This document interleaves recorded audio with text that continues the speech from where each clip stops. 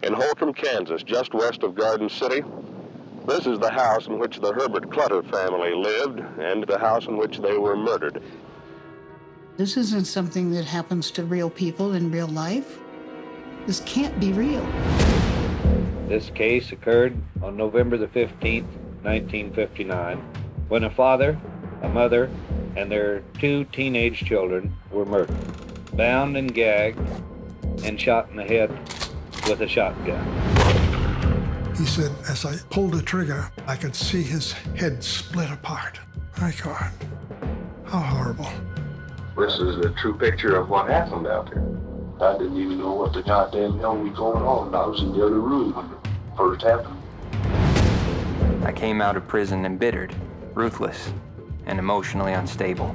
A few months later, I committed the unforgivable.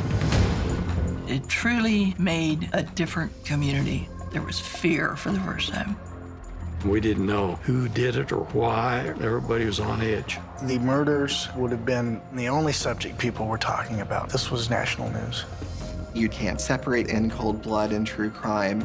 There will never be another book like this one. Everyone knows of the impact the book had on journalism, on Kansas. I wonder, what was the impact on you? Truman said the whole experience of In Cold Blood scratched him down to the marrow of his bones. There was Capote in front of the house, and it seemed like a real invasion. He had no business there. Even today, 2 strangers coming into your house at night and killing all the family members present would still be shocking. They took away from a community a family. Why? It couldn't have been just money, really?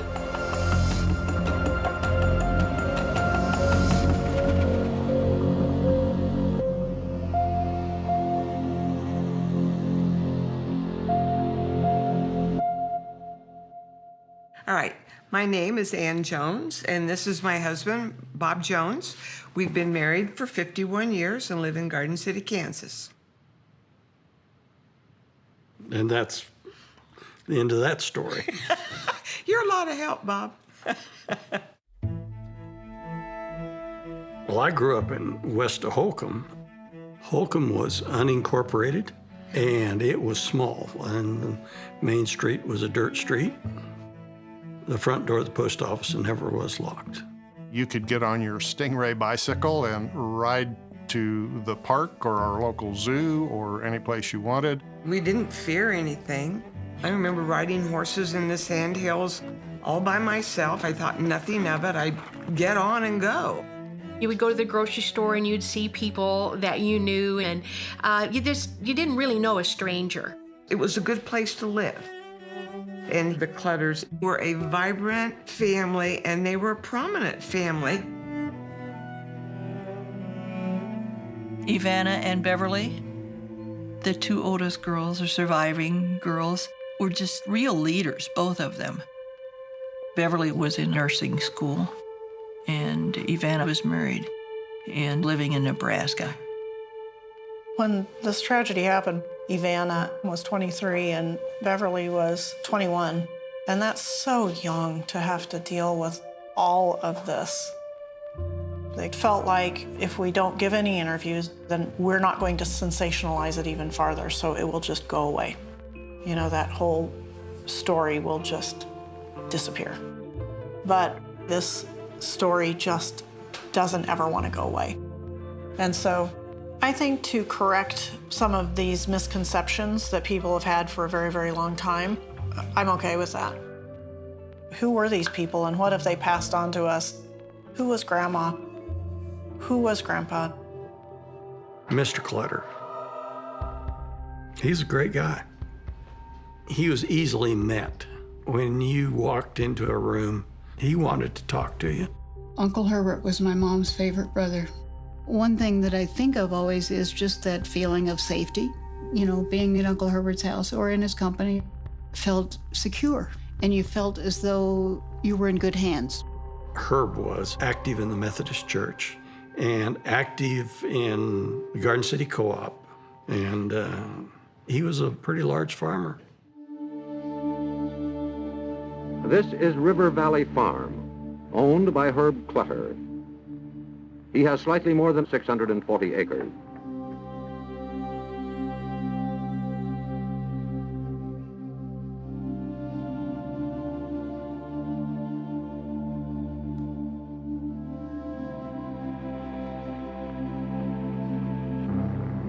This is Herb Clutter's combine.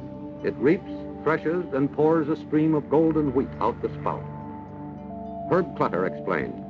This is only a part of the machinery needed to operate an ordinary-sized farm, and in order to make these farms economical, you certainly have to have a farm big enough in order to use this machinery efficiently and pay for the investment that you have.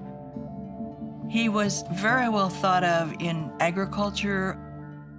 The family made a big difference in Garden City and was well respected. And it was devastating the Sunday morning when we heard the word that they had been killed.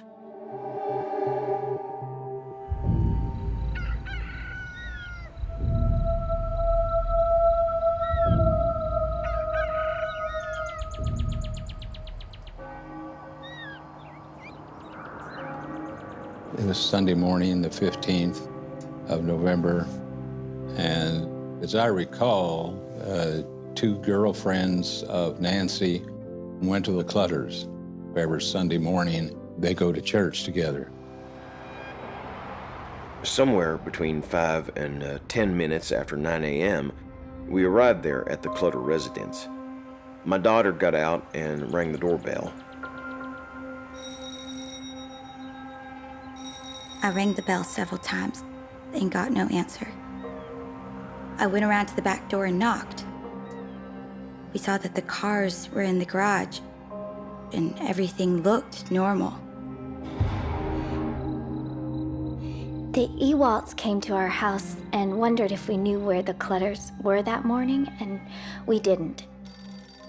So we called the Clutter house. No one answered. So she said, well, I'm sure if Nancy Clutter had gone someplace, she would have called me first. Let's go out. Maybe they're still sleeping. They went off to the Clutter house, rang the doorbell, nobody came to the door. They opened the door, it was unlocked, and they went in yelling, "Nancy, Nancy, it's time to go to church." We could see that they hadn't been out because the kitchen was untouched. There wasn't any dishes. Nancy's purse was just laying next to the back door. It was open. I went through the kitchen, then we got to the foot of the stairs. I still received no answer, so we went upstairs. Susan was a few steps ahead of me. She looked in Nancy's room and screamed and ran out of the house. I didn't know why she screamed, so I went on into the room. I saw Nancy in bed. I thought she was just sleeping or something, so I went over to shake her to try to wake her up. Then I saw blood all over the wall. The first thing that entered my mind was to get an ambulance. I went in the back door and went to use the phone. As I reached for it, I noticed the receiver was off the hook. Then I noticed that the phone wires had been cut. I immediately got in the car, went to a phone and called the police. I told them that something was radically wrong at the Clutter residence.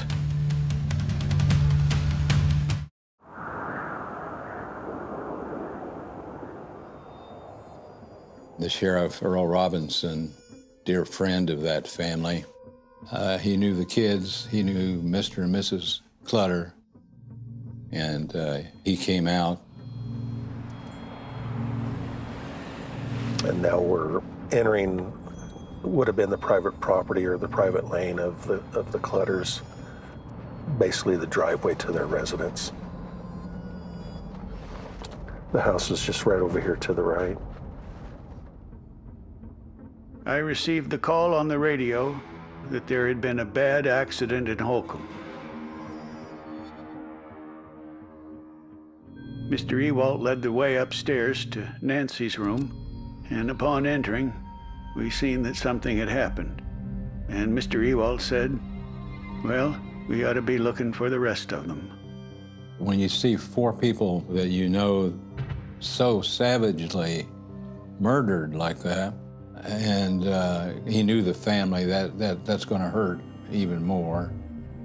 I can imagine it would have been some shock. It's something that you're just not accustomed to.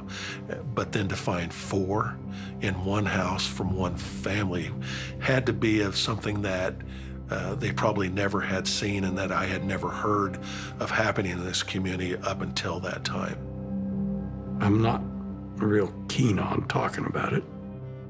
You didn't talk about it after it happened, did you? No. At home? No. Nobody talked about it. Nobody. My family never talked about it. My mother never mentioned it. It was too painful. And I realized that there is a period of time in which something is literally unspeakable. It's unspeakable. Was there any sign of a struggle in the house? None that we could see.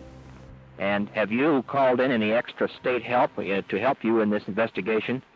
Yes, we have. We have the Highway Patrol and the Kansas KBI. Sheriff Earl Robinson, I'm sure when he responded was overwhelmed by the crime scene and knew immediately that it was well beyond what his department was going to be able to work. So it was very quickly turned over into the competent hands of the Kansas Bureau of Investigation, and in particular Alvin Dewey, who assumed the lead agent status. Al Dewey was an excellent investigator and well respected by law enforcement. Not a lot of smoke and mirrors around him. And he arrived pretty quick. He lived in Garden City. Indeed, went to the same church as the Clutters. I remember that morning at the church, and something seemed very wrong. People were very upset. And what I learned is that the police had come to get my dad. I definitely remember thinking, something very bad has happened. The scene at the Clutter home was not a pretty sight. Mr. Clutter was found in the furnace room, bound and gagged, shot in the head with a 12-gauge shotgun, and his throat cut. Their only son, Kenyon, was in another room in the basement, tied to the couch, bound and gagged, and shot in the head with a shotgun. In the upstairs, the mother, Bonnie Clutter, was found in her room, bound and gagged, and shot in the side of the head with a shotgun. Nancy, the 16-year-old girl, was found in bed, bound, and shot in the back of the head with a 12-gauge shotgun. One time when we were 10 or 11, kneeling by the bed and trying to say our bedtime prayers, we could not remember the lines we had memorized. Give us this day our daily bread and forgive us our trespasses as we forgive those who trespass against us. But we couldn't remember the order. We couldn't remember how to get past the trespasses. Any family that was least likely to have been murdered should have been the Clutter family. If I should die before I wake, I pray the Lord my soul to keep. But we kept missing a line. There was something between sleeping and dying. They were a good Christian family, very active in the church, the school. And did you pray the Lord to keep your soul when you were sleeping and take it if you died? Or did he take it while you were sleeping and keep it if you died? Because of the family reputation and their standing in the community, we were at a loss as to why these vicious, brutal, and senseless murders had occurred.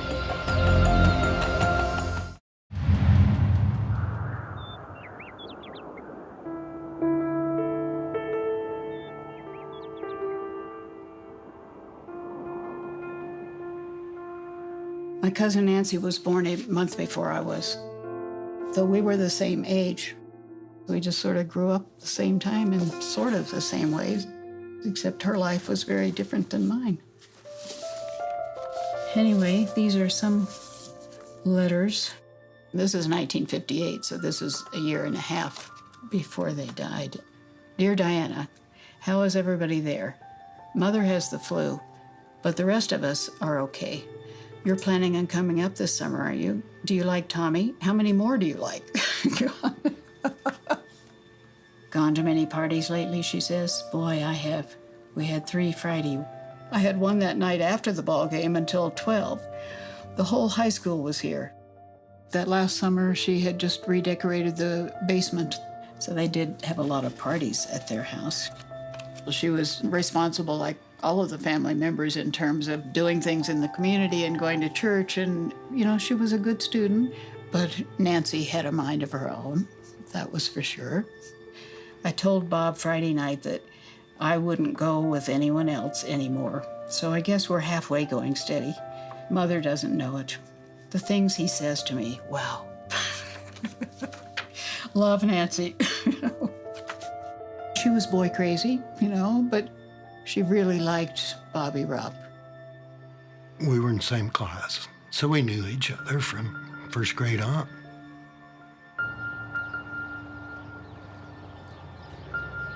She was just a very friendly, outgoing person. Plus, to me, she was very pretty. I did go to the Clutter home and spent the evening. I left shortly after 10. We were planning on going to a midnight movie on Saturday night, and Herb suggested that we go on Friday night. Had we not gone on Friday night and gone on Saturday night, how much different things might have been.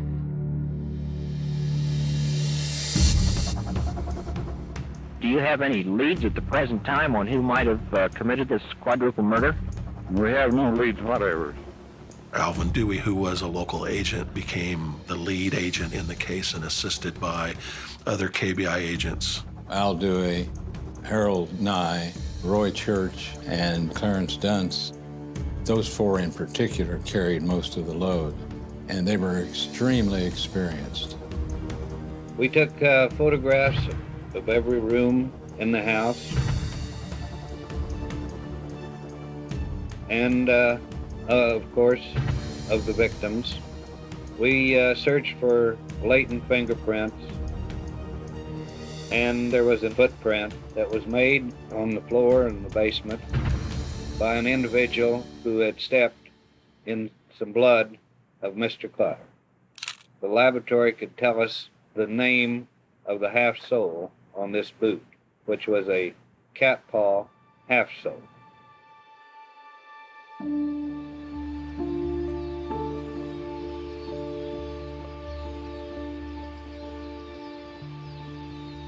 On Sunday afternoon, my parents were still out fishing in their boat.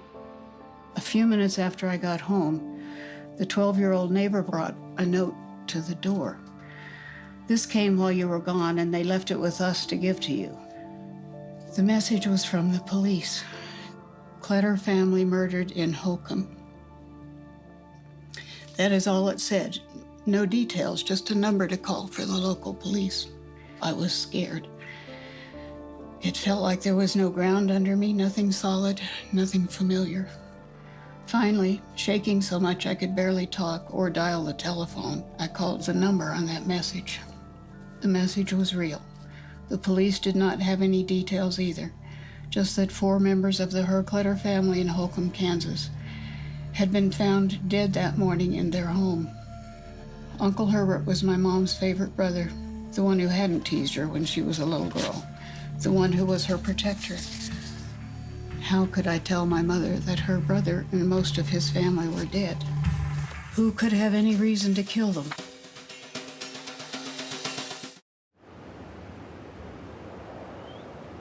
We find that murder is usually committed for a definite cause. That is, during a robbery, a rape, or because of a grudge. The only thing missing from the Clutter home was a little portable radio and a pair of binoculars. When you look at that type of a crime scene with 4 people killed and you see minute items taken, that's usually an afterthought. There was a different motive that brought them to that house than a transistor radio and a pair of binoculars. There was a supposition early on that it must have been somebody local or somebody who knew the Clutters, because there was a certain brutality to the murders, as if there was some personal vendetta. We didn't know who did it or why, or whether it was local or... So, you know, everybody was on edge. My father worked at a hardware store in Garden City. By noon on Monday after the murders, his hardware store, and probably every other hardware store in town, had sold out of locks. There was an atmosphere of fear. People were scared. Maybe it was somebody that they saw when they were walking down the street or at school or in any business. The Clutter case happened when 1 in 3 homicides were committed by someone, associated or a family member. So, of course, they had their general pool of suspects emanating from the family out to the associates out through the neighborhood. On the afternoon prior to the murder, Mr. Clutter took out $40,000 worth of life insurance, double indemnity, and as a result, his 2 remaining daughters are $40,000 richer today than they would have been. But in our investigation, we found that this insurance deal had been in the brewing, so to speak, for several months. That theory was quickly eliminated. Bobby Rupp was under investigation. Informants said that Mr. Clutter had not approved of him. We had to take into consideration the position of Nancy Clutter's body. She had been shot in the back of the head, while the other 3 members of the family had been looking at the individual that pulled the trigger of that shotgun. We had to think about the boyfriend, someone that could shoot the other members of the family, looking them in the face, but couldn't do it to Nancy. I was probably the last person to see him alive. So I wasn't really surprised when they come out to pick me up. But I do remember I was sitting in this room after probably 30 minutes with Al Dewey, and I heard him tell somebody in the other room this young man had absolutely nothing to do with it. But just 30 minutes with Al Dewey, he knew I wasn't involved. He was first questioned and then later given the chance to take a polygraph, which he passed. But because of that questioning, people automatically came to a conclusion that he must have been the one who did it. Kids at school treated him differently, so much so that he eventually ended up transferring from Holcomb High School to Garden City High School just to get away from it. They were receiving lots and lots of tips that they were following up on, and the majority of those were friends or acquaintances or even business dealings with Mr. Clutter from this area. Herb Clutter and I were very good personal friends, as well as working together. The Kansas State Bureau of Investigation checked into me very carefully because I had an awful lot to gain by Herb Clutter's murder.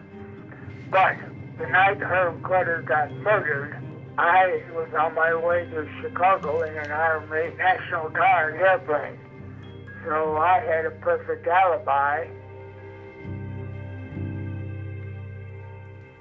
You know, from a law enforcement perspective, once you get beyond 72 hours, it goes advantage criminal. The ball is shifting to their favor because they've had more time to put distance between them and the event, to get rid of any evidence that could tie them to the case. So those first 72 hours is your best time of finding those connections. And in this case, the 72 hours had passed and still, there's no real suspect. The Agriculture Department today released its official estimate for this year's winter. I just finished washing when I heard a newscast start. But once again, the weather could ruin the whole picture. Nothing was mentioned about any killing. And I wondered if I'd only dreamed about the Clutters. Maybe I hadn't been involved in killing anyone at all. I'd thought about the blood on the floor of my car. If I'd only dreamed about the Clutters, there definitely wouldn't be any blood in my car. There really is nothing to kill in a person. It happens every day. All my life I've been told I'd never amount to anything. Well, after the Clutter deal, nobody will be able to say Dick Hickok never did anything worthwhile.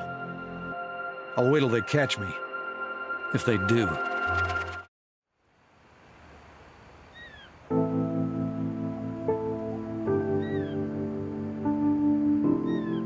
To the funeral in Garden City, I wore the brown suit and the dress shoes that we had gotten for the homecoming game. My first suit and my first pair of spiked heels with pointed toes. Getting out of the car at the church, I wasn't sure I could walk without falling or tripping. Inside, the afternoon light was flowing through the big stained glass windows of the First Methodist Church.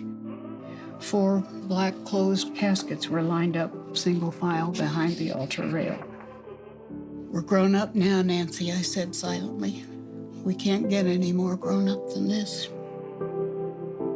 There were over 1,000 people at that funeral, and the choir sang. I just remember the sunlight coming through the stained glass.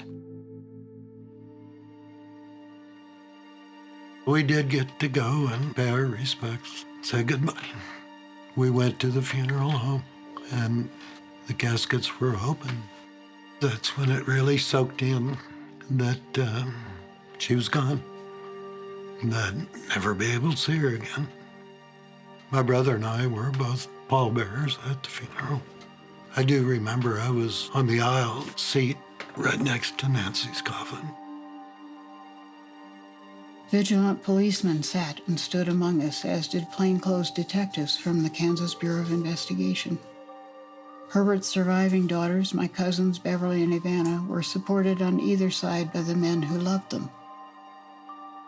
It didn't make any difference now that they had always been so good, that they had always gone to church, and our family almost never went. We were all together now, except I could walk out into the pale November sunshine again, and they couldn't. They were better than I was, and they were dead. And I was still alive.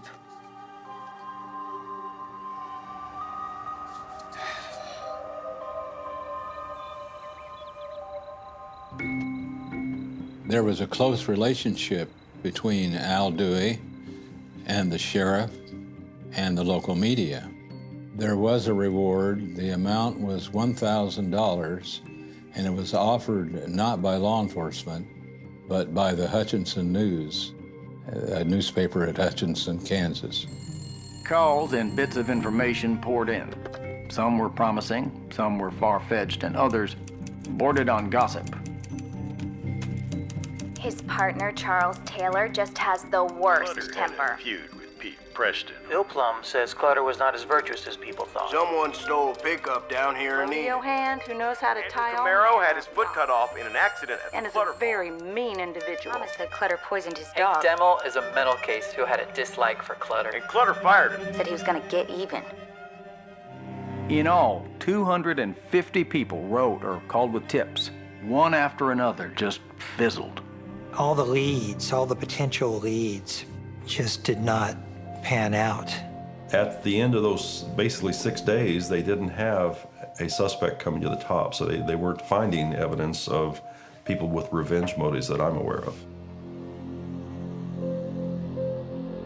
After the funeral, some of those practical Methodist aunts decided that we should go to the house and sort belongings so that the girls, Beverly and Ivana, wouldn't have to do it. I think the police should have kept us out of there. I sat there unnoticed in whatever room they were working in. Elaine, what should we do with this clock?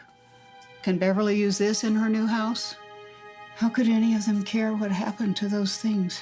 I felt that I was literally trying to hold on to my mind and at serious risk of losing it.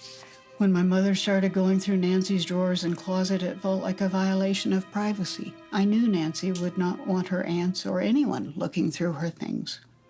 How could the aunts and uncles be in that house and not feel the terror, the isolation? 100 practical, common-sense, nosy aunts could not have dispelled the sickness of that house and made it safe as it had always been before. It was a beautiful house. Herbert and Bonnie had designed it themselves. But nobody should ever have gone in it again. They were very proud when they built this house. There were a couple of different articles about it. Grandma Bonnie was very, very good at all of the housekeeping, organizing parties. They did a lot of hosting, 4-H meetings, Farm Bureau meetings, co-op parties. She was a very great entertainer. These are scrapbook. Bonnie Clutter, born in 1914. Grandma Bonnie in high school graduation. She really wanted to finish nursing training, but she had an appendectomy. And back in those days, you were out for a very long time, and she wasn't able to finish. She loved being outdoors and teaching the children about God's creation. She would have them be quiet and listen to all the sounds around them. Aunt Bonnie was very engaged in the family. She was really very much a mother and a teacher. Bonnie was a beautiful woman. She was reserved, but she was a true lady. I think of her as just somebody that helped me learn how to be a grown-up, how to be a grown-up woman.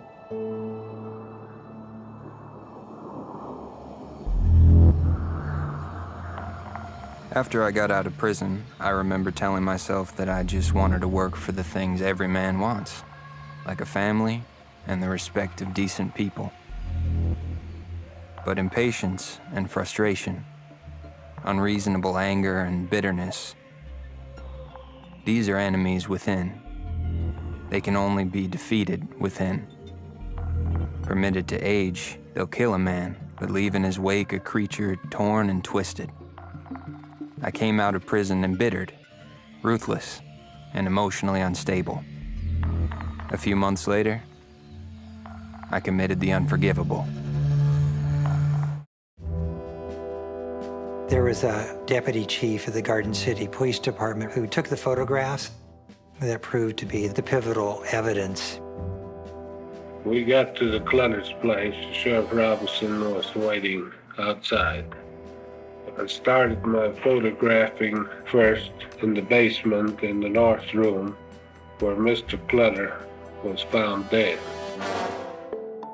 When we developed the photographs, we were able to see a boot print made in the dust that one could not observe with the naked eye. Initially, they were looking for a suspect. Once they were able to find that second print, they knew that there was a potential of a second suspect. So probably that was one of the biggest clues they had, because you could help confirm that you have the right killer if you found that boot.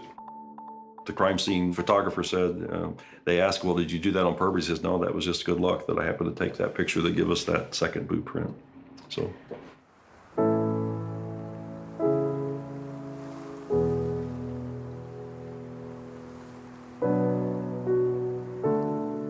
Beverly was asked right after it happened to go ahead and change her name since they were getting married in December anyway, around Christmas time. So they said it would be really a good idea to go ahead and change your name. You know, here they had just lost all of their family, but they had no idea at that point why they had been murdered. They didn't know that there was a vendetta against the family. So it was a very fearful time for them. Some people say, how did she do it? Well, how did she do anything, you know, live even? But to me, it was just the most sensible thing you could have done. It was a beautiful wedding. Beverly and Ivana stepped in for their parents as hosts, as though they had been doing this all their lives. They took responsibility for making everyone comfortable. Visited with each aunt, each uncle, with grandparents, with cousins, with family friends and church members. It was a fairy tale wedding in the middle of a nightmare. The crime affected our lives because it killed Herb and Bonnie and the two kids. It also killed something in our community. We interrupt this program to bring you a special news bulletin. Some people refer to it as a loss of innocence, but I think it was more of a violation of a presumed safety. We had a lot more freedom. Things have just changed. We no longer seem to be that open type of community where you just could go into anyone's home. Their doors were never locked. You knocked on the door, you walked in. We lost that. And then to lose those good people, and then we lost because now we're afraid.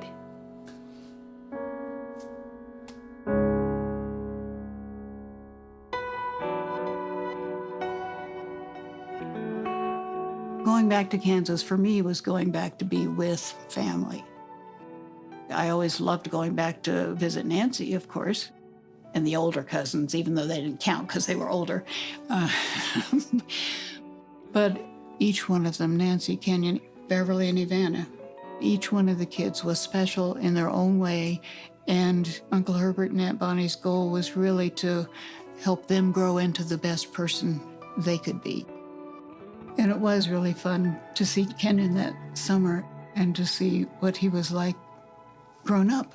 Oh, Kenyon was handsome. And I remember him, I close my eyes and what I see is this tall, lanky kid. He's got a flat top type haircut, wearing glasses. And he was, as I remember him, he was kind of a little jokester. He got this old Model A, and all it had was the frame and the gas tank, and then the engine, and then the radiator. That's it. I mean, if you fell out, you fell out. He's not one of these guys that would sit down and contemplate the world. He was wanting to do something. We'd go hunting, we'd do something. In fact, we were pheasant hunting a day or two before they were killed, so. On the 10th day after the homicide, there was word received that a person might have information related to the Clutter killings. The reward offer of $1,000 from the Hutchinson News got the attention of an inmate at Lansing. The director sent Agent Wayne Owens to interview him. December 5th, 1959. I just got back from Kansas State Penitentiary, where the boss sent me to interview a prisoner who had something he wanted to get off his chest. The prisoner is Floyd Wells. He is a white male, 32 years old. He worked for the Clutters during 1948 and 1949. This is just about the time their new house was completed. I remember just a short time before I left the Clutters, Mr. Clutter paid a large lumber bill. and I thought he paid in cash with money from the safe. Mr. Clutter made the remark to me that he paid out more than $10,000 that day. Sometime after he was received at Lansing for burglary and larceny, Wells was a cellmate to Richard Eugene Hickok, 28 years old. Hickok said he was about to get out and he was going to go west looking for a job. I was telling him about how wealthy Mr. Clutter was. We talked quite a bit about Mr. Clutter. Hickok did some talking too. Told Wells that he had a friend by the name of Perry Edward Smith. Hickok stated that when they got out, they were going to pull some jobs to get enough money to buy a boat for deep sea fishing. Smith was paroled on July 6th. Soon, Hickok was paroled and told Wells he and Smith were going to the Clutters to find out if he still had the $10,000 in their damn safe. He told me he'd probably tie him up and then rob him and then kill him. I didn't believe he would. The day after it happened, I heard it on the radio. I didn't hardly believe it. Now, I've told this story to the boss, and he feels it's worth rushing to you fellas. The only thing that remains is to get a location on Smith and Hickok, because they're both not where they're supposed to be. We drove to Highway 56 back into Garden City, then went north towards Scott City. Then we turned off on a gravel road, dug a hole in a ditch in the side of the road, and buried the shells, cord, tape, and gloves, then headed back across Kansas to Edgerton. Most of our conversation driving away concerned our going to Mexico the next weekend. I worked all week like normal. On Friday, we went and played some pool. The next day, I passed checks at 8 or 9 places in Kansas City. On that night, must have been what, November 21st, we got a sandwich at the Eagle Buffet in downtown Kansas City. And at 10 p.m., drove out of town. We drove 1,700 miles through Oklahoma, Dallas, Texas, then continued to Laredo, crossing into Mexico around 2 a.m. November 23rd. Spent a night at a house of ill repute in Mexico City.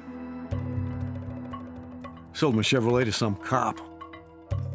Also sold him the portable radio and binoculars from the Clutters and got rid of all the other stuff. But even after selling everything, we were soon out of money again. I found that my partner never had any respect for a dollar, and he threw money around more than I did. Our last 2 days in Mexico were costly ones. We had less than $100 between us. We bought 2 pistols and moved on to Plan B. Returning to the States.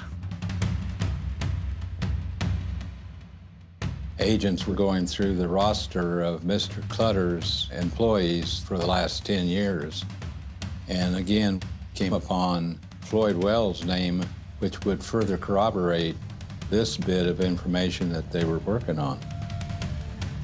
We found that the pattern fit, that Hickok did get out of the institution and did contact his buddy by the name of Smith in Reno, Nevada. So they set that into process to start finding this Richard Hickok.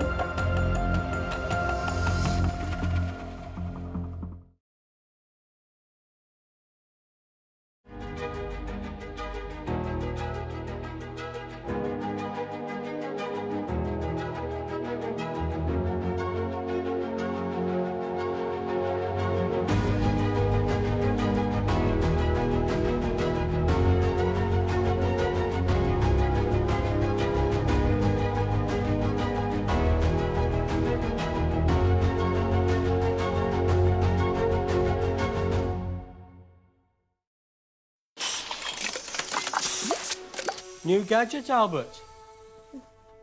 No, this is my smart meter display. It shows how much energy I'm using daily, weekly, and monthly, which could help me make changes to save energy. So it's not a time machine? Of course not, Darren. That's in the shed. For extra help managing your household budgets, search Get a Smart Meter today. Look at the big mobile networks celebrating yet another mid-contract price rise. Hold on. At GiveGaff, we just had a crazy idea. What if, instead of raising our prices, we drop them? We know. Wild, right? So save £10 a month, then switch to our unlimited contract today. Now for only £25, and it will stay that way. GiveGaff, we're up to good. Look at you, an absolute legend. Not you, Frank.